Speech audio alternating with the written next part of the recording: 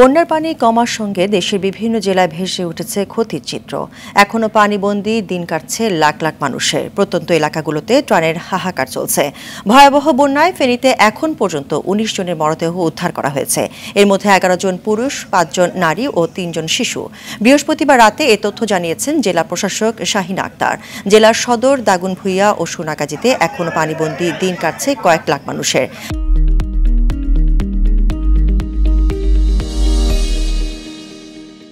দেখা দিয়েছে খাবার ও বিশুদ্ধ পানির সংকট। কুমিল্লায় পানি কমতে থাকায় ভেসে উঠছে ক্ষতিগ্রস্ত ঘরবাড়ি ও রাস্তাঘাটের চিত্র। এখনো বুড়িচং উপজেলার গোমতীভাঙা বাঁধ দিয়ে পানি ঢুকছে। এতে বুড়িচং ও ব্রাহ্মণপাড়া উপজেলায় বন্যা পরিস্থিতি ভয়াবহ আকার ধারণ করেছে। লক্ষ্মীপুরে পানি কমতে শুরু করলেও দুর্ভোগ কমেনি মানুষের। জেলার ১৯৮টি আশ্রয় কেন্দ্রে প্রায় ৩০,০০০-এর বেশি মানুষ আশ্রয় নিয়েছে। এরই মধ্যে দেখা দিয়েছে আশ্রয় কেন্দ্রগুলোতে পানিবাহিত নানা রোগ।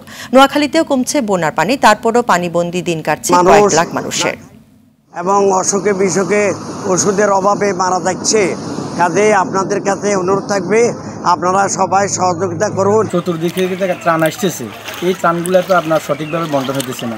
কেউ আপনার ১০-১২ পাইতেছে, কেউ একবারও পাইতেছে না। আমরা কিছু পাই না। আমাদের এলাকায় এমন কোনো লোক নাই যে আসি জিজ্ঞাসাও করে না আমাদেরকে আপনারা কেমন আছে।